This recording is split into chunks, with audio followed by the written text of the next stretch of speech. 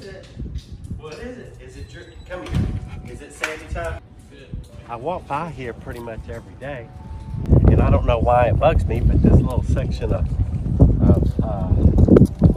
curb right here has all this dirt there, and so I just want it cleaned up because I just want it cleaned up.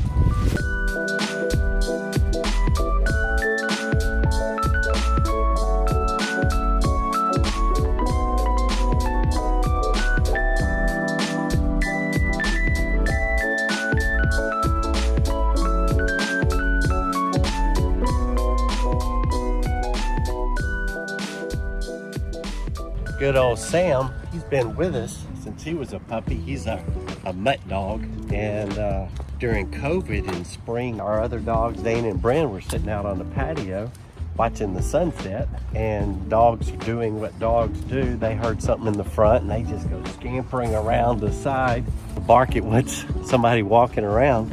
And anyway, we heard the scariest yelp, and somehow the other Sam's back leg slid out from underneath him and essentially broke his spine, damaged it real bad, and he was paralyzed in the back of his legs.